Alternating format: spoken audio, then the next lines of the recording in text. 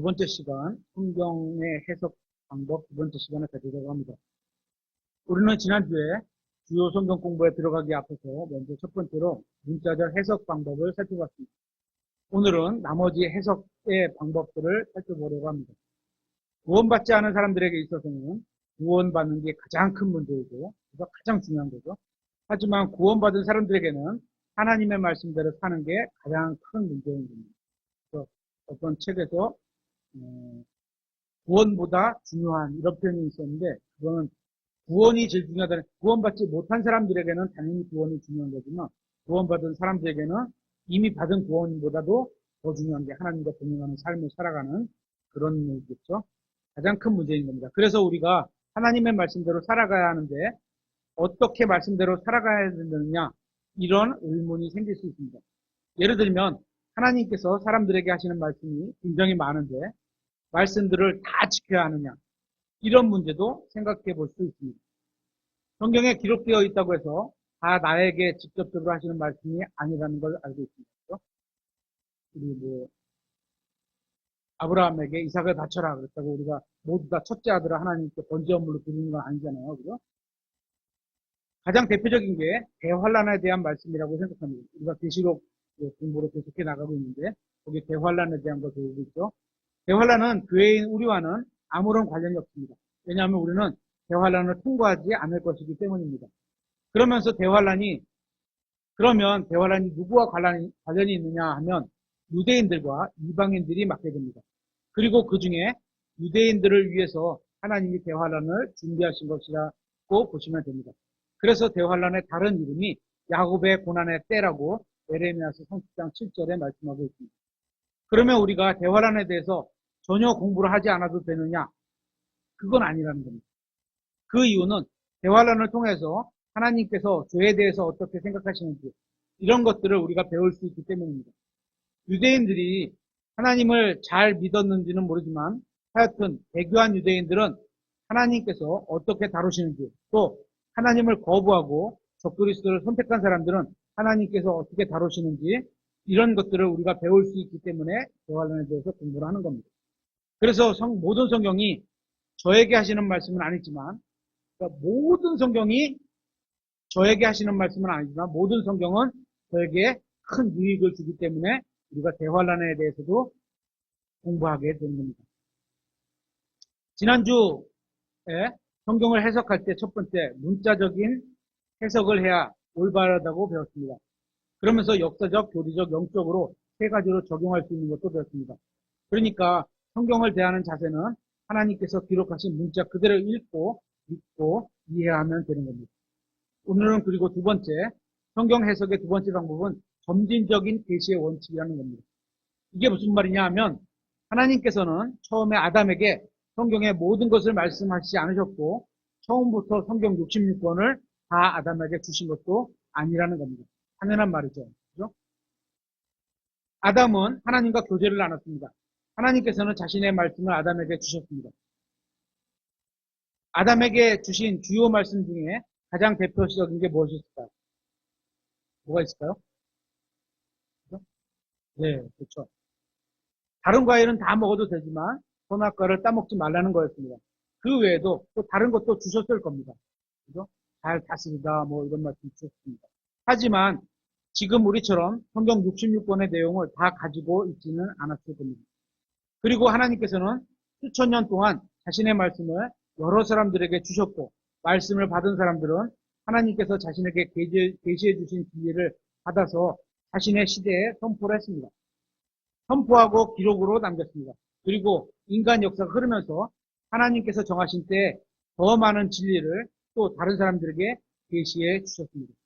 그렇게 아주 오래전에 아담에게 조금, 또 아브라함에게 조금 더, 모세에게 조금 더, 다윗에게, 바울에게 이렇게 순차적으로 하나님께서 진리를 찾고 구하는 사람들에게 점점 더 많이 열어주신 것입니다. 그러니까 모세는 성경이 없었던 시대에 살았습니다. 그렇죠? 처음에 기록된 게 없었죠. 하지만 다윗은 모세가 기록한 모세오경을 가지고 있었지만 역사서는 가지고 있지 않았습니다. 자신의 속해 있는 사무엘기 이런 거, 열왕기 여기에는 자신의 그 이스라엘의 역사가 있지만 그런 건 없었죠. 가지고 있지 않았습니다. 하지만 바울은 다윗보다 더 많이 구약 성경을 가지고 있었습니다. 그리고 우리는 바울보다 더 많이 신구약 성경을 모두 가지고 있습니다. 그래서 시간이 지날수록 나중에 나온 사람들이 훨씬 더 많은 하나님의 말씀을 가지고 있을 수밖에 없었다는 겁니다. 이런 사실이 왜 중요할까요? 성경을 해석하다 보면 예전에 기록된 본문은 항상 최근에 기록된 본문에 빛을 비춰서 해석해야 된다는 겁니다. 그러니까 구약 성경에 있는 기록이 있으면 신약 성경이라는 안경을 써서 구약을 바라봐야 된다는 의미입니다. 하나님께서 어떤 진리를 말씀하실 때 한 곳에서 다 말씀하시지 않을 때가 많습니다. 구약에도 그렇고 신약에도 그렇고 여기저기 이렇게 흩어놓으셨죠. 그죠?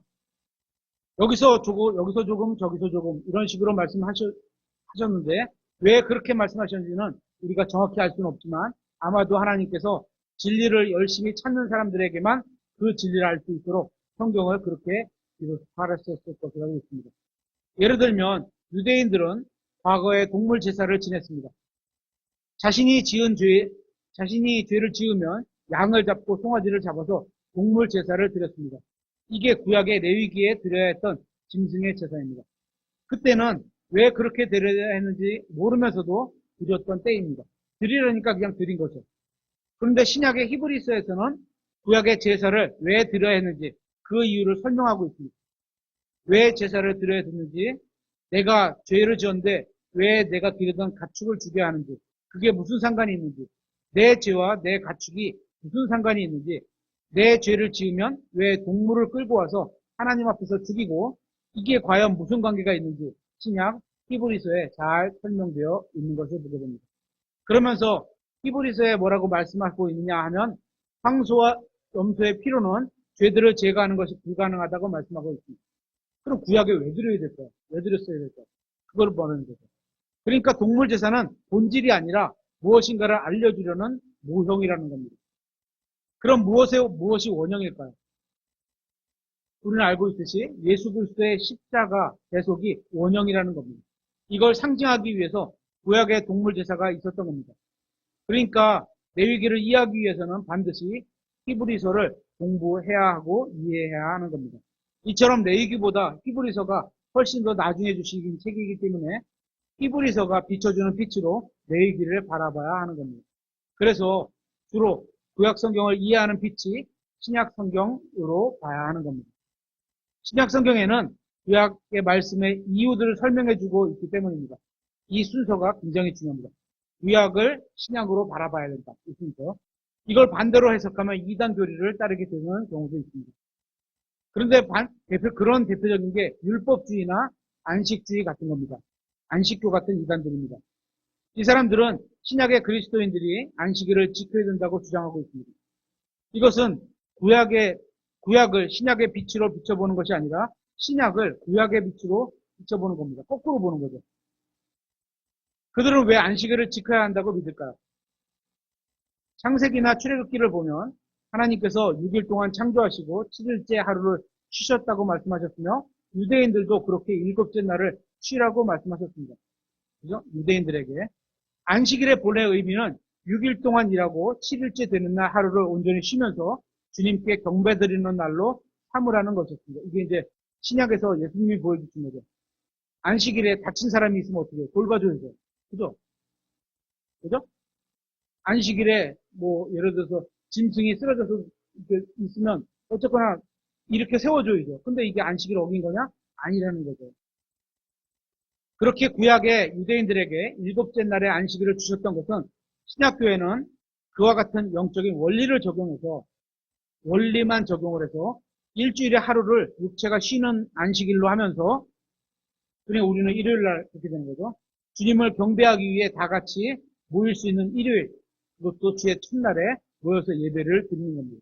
그러니까 우리는 안식일을 지키는 게 아니고 안식일의 어떤 의미, 6일 동안 일하고 하루를 쉬는 그 의미만 갖고 온 거죠. 구약 출애굽기 20장의 10계명에는 안식일을 지키라는 명령이 있는데 신약의 신약의 10계명이라고 할 수 있는 그 에베소서 6장에는 다른 9개의 계명은 있는데 안식일을 지키라는 명령은 없습니다. 신약에는 없어요. 왜 그럴까요? 한번 찾아보겠습니다. 마태복음 11장 28절.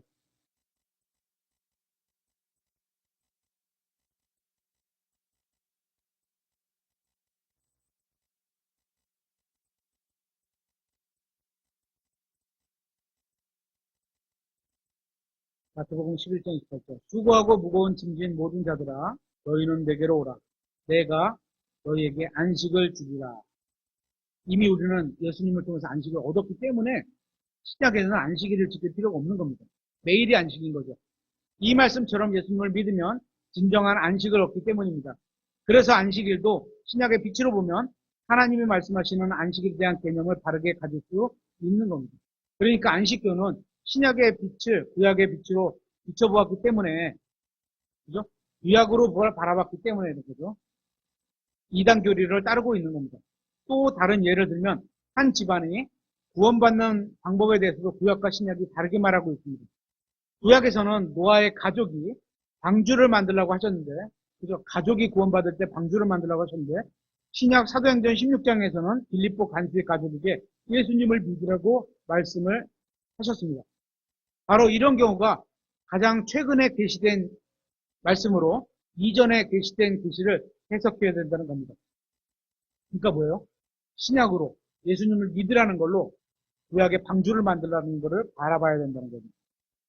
구원받기 위해서는 예수님을 믿으면 되는 겁니다. 여러분의 가족이 구원받으려면 구약의 방주를 짓는 게 아니라 신약의 예수님을 믿어야 하는 겁니다. 그러니까 구약은 모형이고 신약은 실체인 겁니다. 그래서 방주가 예수님의 모형으로 이해해야지.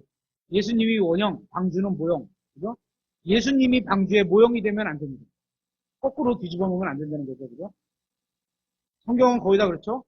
A는 B다 그러면 B는 A다가 성립이 안 하는 경우도 많아요. 그죠? 하나님은 사랑이시다. 이런데 사랑은 하나님이시다. 이렇게 말하면 틀릴 수도 있다는 거예요. 이거는. 안식일이 예수님의 모형이지 예수님이 안식일의 모형이 아니라는 겁니다. 예수님을 받아들인 사람은 더 이상 안식일을 지킬 필요가 없습니다. 이미 참된 안식을 얻었기 때문입니다.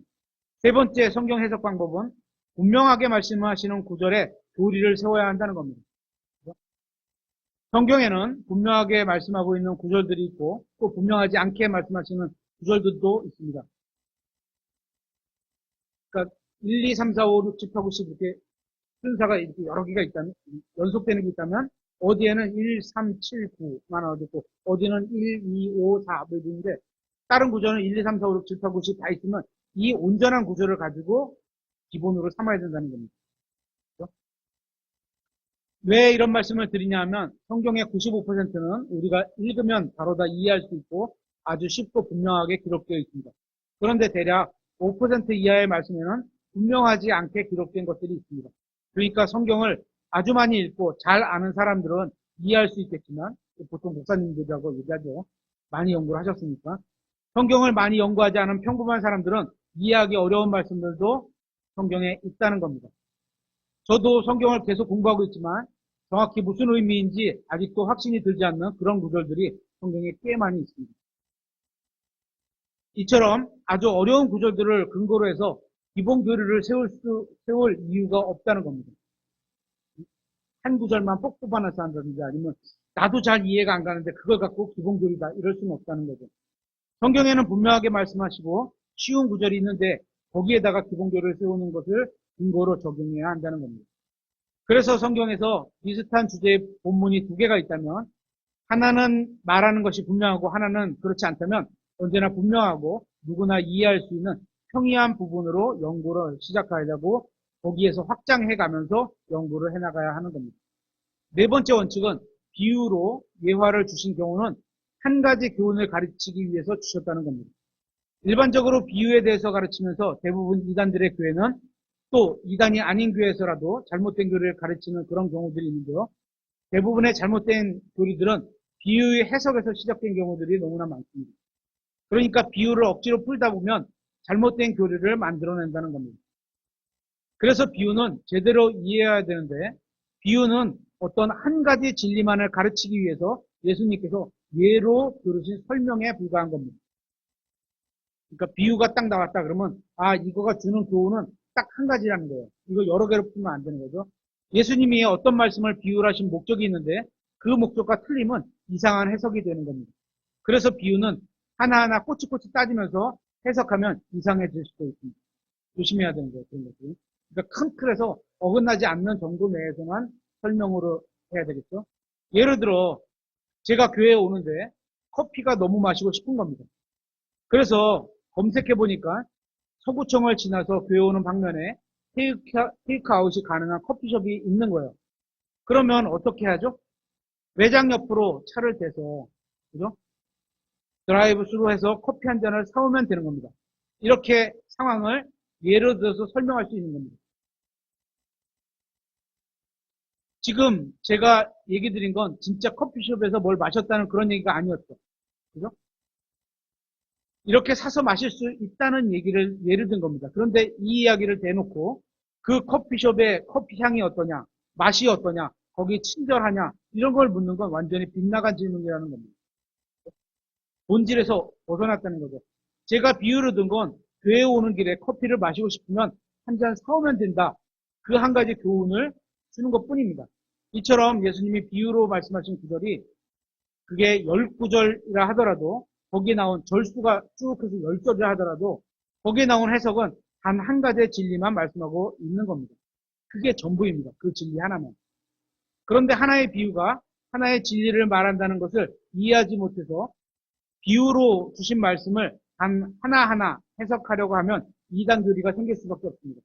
왜냐하면 비유는 한 단어 한 단어, 한 구절 한 구절로 해석하라고 주신 말씀이 아니기 때문인 겁니다.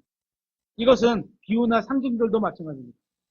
비유라고 말하는 것은 뭐냐면 진리를 가르치기 위해서 어떤 이야기를 예로 들어서 설명한 거고, 상징은 어떤 목적을 가르치기 위해서 실제 있는 것을 이용하는 겁니다. 예를 들면 성막 같은 거겠죠. 구약시대에 성막을 왜 주셨을까요? 성막을 주신 이유가 여러 가지 있겠지만 예수 그리스도를 가르치기 위해서라는 겁니다. 성막, 하나님께 나아감, 희생제사, 죄를 지으면 대속의 양을 잡아서 바치는 것, 성막 안에 진열된 빵, 등잔대, 언약궤, 공일의 자리, 이런 것들은 모두 예수 그리스도를 상징하고 있는 것들입니다. 이런 상징을 통해서 예수 그리스도와 그분의 구원 사역을 보여주고 있는 겁니다. 그러니까 성막을 읽으면서 예수님을 찾지 못했다면 성경을 제대로 읽은 게 아니란 겁니다. 구원받을 수 있는 길은 예수님밖에 없습니다. 성막을 더 디테일하게 들어가면서 주객이 전도될 수도 있습니다. 나무가 이렇게 되어 있는데 그 나무가 방향이 어떠니 이런 건 성경에 없는 얘기예요. 그죠? 성막의 기물들과 행위들은 모두 예수 그리스도를 상징적으로 보여주고 있는 게 맞습니다. 그러니까 그 해석만 가야지 거기서 더 나가면 이거는 하나님 말씀으로 확인할 수 없는 개인적인 의견이 될 수도 있다는 거죠. 마찬가지로 그래서 이제 저희 목사님도 그렇지만 우리 같이 믿는 교회들에서 설교하기가 조금 어려운 거죠. 아무것도 막 갖다 붙여갖고 막 설명하면 쉬울 수 있는데 작성하기도 좋고 본문에 어긋나지 않은 범위 내에서 설교해야 되기 때문에 쉽지가 않은 거죠. 마찬가지로 노아 방주도 예수님을 상징하고 있습니다. 하지만 이 노아 방주를 지나치게 해서 이 방주를 가지고 있는 이 방주가 가지고 있는 모든 것을 알아내서 예수님에게 적용하려고 해서는 안 된다는 겁니다. 왜냐하면 방주는 홍수가 끝난 후에 밖으로 나오게 되지만 구원받아 예수님 안으로 들어간 혼은 영원히 나올 수 없다는 다름도 있습니다. 방주는 안 나왔잖아요. 나왔잖아요. 그죠? 우리가 예수님 안으로 들어와서 구원받은 것과 마찬가지로 노아의 방주 안으로 들어오면 구원받습니다. 딱 거기까지만 해석하라는 겁니다. 그래서 이런 상징들을 가지고 풀어서 어떤 교리를 만들려고 하면 이단 교리도 나올 수 있는 겁니다. 그러니까 조심해야죠. 성경을 연구할 때 그런 유혹에 빠지지 않도록 조심해야 합니다. 쉬워요. 아주. 한 발만 더 나가면 유혹에 빠지니까.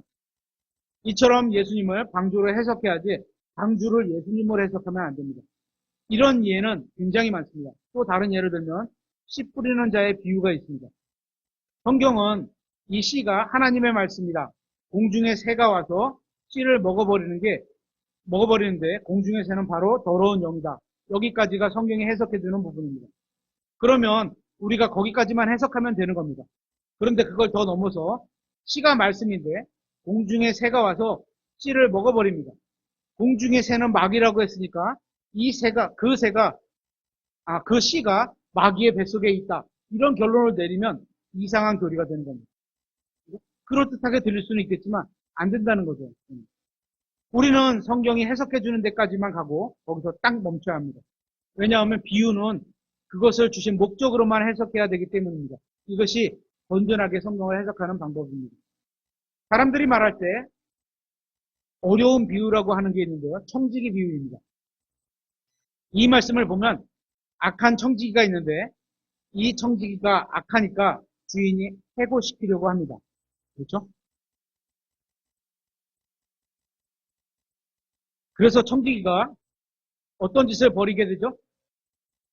바로 자기 주인과 거래했던 사람들의 빛을 자기 마음대로 탕감해주고 장부를 조작하는 일을 합니다. 그런데 예수님께서 뭐라고 하셨냐면 이 청지기를 보고 배우라고 말씀하셨습니다. 그러면 예수님께서 여러분에게 사장님 몰래 장부를 조작하라고 가르치신 건가요? 그게 아닙니다. 이 비유를 다른 식으로 풀면 안 되는 이유가 이런 겁니다. 그죠? 예수님께서 이 비유를 들어 얘기하신 목적은 이 청지기가 악한 청지기였고 불의한 청지기였지만 그럼에도 하나님께서 유일하게 잘한 걸 칭찬하신 것은 그가 미래를 대비했다는 겁니다. 그죠? 우리도 그래서 미래를 대비하고 살려는 그런 교훈을 얻는 거죠. 그래서 이 비유의 참된 목적은 미래를 대비하며 살라는 겁니다. 그것뿐입니다. 그거 이상 가면 안 되는 겁니다. 이처럼 성경이 말씀하시는 상징이나 비유는 한 가지 진리만을 가르치고 있습니다. 그 진리만 믿고 따르면 되는 겁니다. 다른 해석들이 그럴듯하게 들릴 수는 있겠지만 하나님께서 우리에게 주신 진리의 말씀은 아닌 겁니다. 마지막으로 다섯 번째 원칙, 한 구절로 도리를 만들지 말라는 겁니다. 이것을 다른 말로 하면 성경으로 성경을 해석해야 한다는 겁니다. 한 가지, 성경에 보면 한 번만 딱 말씀하신 구절들이 있어요. 그죠? 그게 진리가 아니진 않아. 하지만 이거를 올바르게 해석하려면 다른 구절들이 밑받침이 돼줘야 되는데, 증거가 돼줘야 되는데, 그런 구절들 찾기가 어려운 것들이 있거든요. 그런 데다가 교리를 세우는 건 위험하다는 거예요. 그죠? 고린도전서 2장 13절 한번 찾아보겠습니다.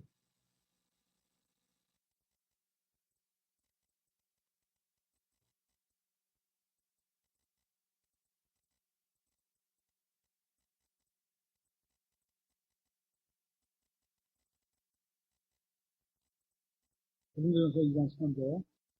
우리가 그것들을 말하되 사람의 지혜가 가르치는 말로 하지 아니하고 보통 이걸 꾀라 그러죠.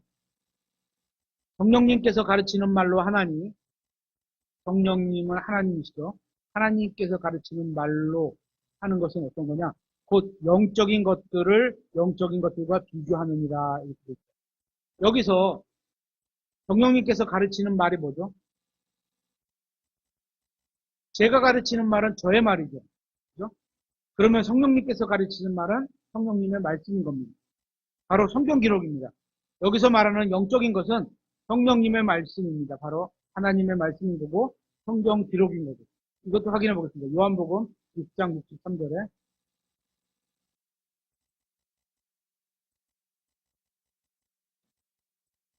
영적인 게 하나님의 말씀적이다. 성경 기록적이다. 이런 의미죠. 요한복음 6장 63절에 살리는 것은 영이며 육은 아무것도 유익하게 하지 못하느니라. 내가 너희에게 이르는 말들, 예수님께서 하나님이시죠. 우리에게 이르는 말들, 그것들은 영이요. 이렇게 돼 있잖아요. 그죠? 생명이라. 그러니까 하나님이 우리에게 주신 말들이 영이다. 이렇게 되니까 영적이란 말은 하나님의 말씀적이다. 성경적이다. 이런 의미죠. 성경 기록적이다. 이런 의미입니다. 하나님의 말씀이 영이라고 하는 겁니다. 그래서 영적이라는 말은 하나님의 말씀적, 성경적이라는 의미입니다. 그러니까 하나님의 말씀을 해석할 때는 성경을 성경으로 해석하라는 그런 의미인 겁니다. 어떤 설교자들처럼 성경을 읽어놓고 자기 생각대로 쭉 해석하는 것은 사적인 해석이라고 부릅니다.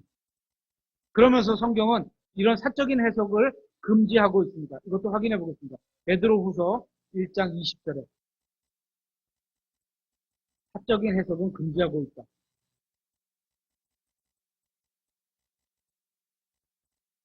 베드로후서 1장 20절.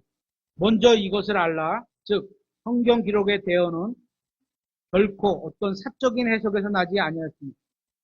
개인적으로 풀어서 써놓은 게 아니라는 거죠. 그죠? 그래서 사적 해석을 금지하고 있다. 21절. 대언은 옛적에 사람의 뜻에 의해 나오지 아니하고 오히려 하나님의 거룩한 사람들은 성령님께서 자기들을 움직이시는 대로 말하였느니라. 성경은 사사로운 해석을 금지하고 있습니다.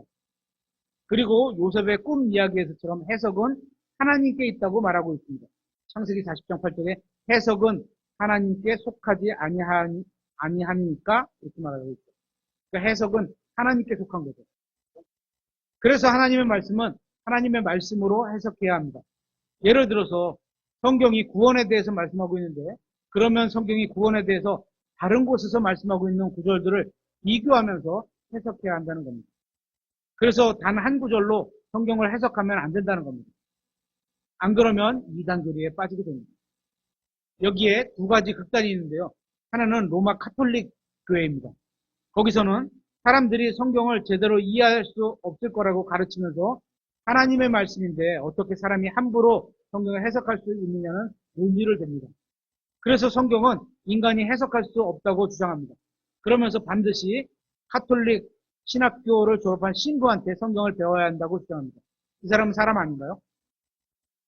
똑같은 거죠. 그런 주장이 합당하지 않죠. 그러니까. 그래서 성경을 신부에게 배우지 않고 그냥 자기들끼리 공부해서 해석하면 다 이단이 된다. 이런 논리로 개신교를 이단이라고 부르고 있는 겁니다. 그 결과로 로마 카톨릭 영향을 받은 사람들은 스스로 성경을 연구하는 걸 두려워합니다. 그래서 성경을 펴놓고 이렇게 얘기하는 걸 안 해요. 그러면서 뭘 보는지 아세요? 이렇게 기도문이나 이렇게 책자가 있어요. 소책자 같은 거. 그거 보고서 그것만 달달달달 읽어요. 그러니까 자기네 교리에 넘어가지 못하죠. 그거에서.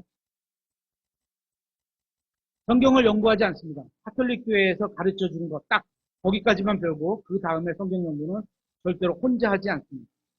또 다른 극단은 하나의 극단은 개신교회 중에 일부입니다. 일부 개신교회에서는 구원받은 사람 안에는 성령님께서 계시기 때문에 누구나 혼자서 전혀 다른 사람의 도움 없이도 성경을 연구할 수 있다고 가르치는 교회도 있습니다. 그렇게 자기 마음대로 해석한 결과로 수많은 교단들과 이단들에 출연하게 되었습니다. 장로교가 지금 몇 개 정도 교단이죠? 100개 넘나요? 어휴, 진짜. 원래는 뿌리가 하나였는데 어쨌거나 믿는 바가 다르고 해석하는 바가 다르니까 계속 분리가 되는 거죠. 좋은 분리면 다행인데 그렇지 않으면 분리만 되는 거죠. 수많은 교단들과 이단들이 출연하게 되었습니다. 구원받은 사람 안에는 성령님이 계신다는 것은 사실입니다. 성령님이 내 안에서 계속 하시니까 내가 성령님의 인도에 따라서 성경을 연구할 수 있습니다. 여기까지도 크게 틀린 게 없습니다. 그렇죠? 그런데 어느 한 사람만 그런가요? 다른 사람은 안 그런가요? 그래서 다른 사람도 자기 해석대로 믿을 겁니다. 그러면 서로 다른 교리가 나올 수 있습니다. 상대방 안에 계신 성령님이 내 안에 계신 성령님과 서로 다른 것을 가르치게 되어버리게 되는 겁니다. 뭔가 문제가 있는 거죠. 그리고 각자가 성경을 연구하는 게 진리라면 교회에 목사 겸 교사의 은사를 주신 목적은 뭘까요? 우리는 혼자서도 어느 정도 진리를 알 수 있습니다. 하지만 내가 알고 있는 모든 것이 성령님께서 가르쳐 주신 것은 아닐 수도 있다는 겁니다. 내가 찾은 어떤 교리가 다른 그리스도인들로부터 인정받지 못한다면 그 교리는 의심해 봐야 합니다. 예를 들면 내가 어떤 교리를 발견했는데 다른 사람들이 얘기를 다 들어보더니 그거 아닌 것 같아. 대부분이. 그러면서 상충되는 성경 구절을 말해준다면 그건 아닐 확률이 굉장히 높은 겁니다.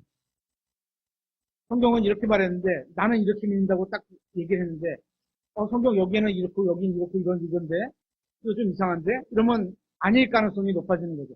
왜냐하면 내 안에 계신 성령님이 그게 맞다고 하는데 그게 수십 명, 수백 명의 그리스도인들이 안에 계신 성령님께서 아니라고 한다면 아닐 가능성이 높은 겁니다. 그죠? 아니라고 단정 짓지는 않습니다, 제가. 그죠? 아닐 가능성이 높다는 것 뿐이죠. 하지만 전부 틀렸다고 단정 짓지는 않겠습니다. 또 혹시나 아주 100분의 하나라도 그에게 먼저 계시해 주셨을 수도 있잖아요. 그죠? 그건 내가 성령님의 사인을 잘못 알아들을 확률이 높은 겁니다. 아까도 오전에도 그랬지만 문제는 나부터 내 거부터 쳐다보라고 그랬습니다. 그러니까 성경을 연구할 때 한 구절만 가지고 교리를 만들면 안 된다는 겁니다. 그러면 교회에 와서 목사와 교사에게 성경을 배울 필요가 없다고 결론을 내릴 수도 있게 됩니다. 그런데 성령님은 교회를 위해서 목사와 교사를 주셨다는 사실을 기억해야 하십시오.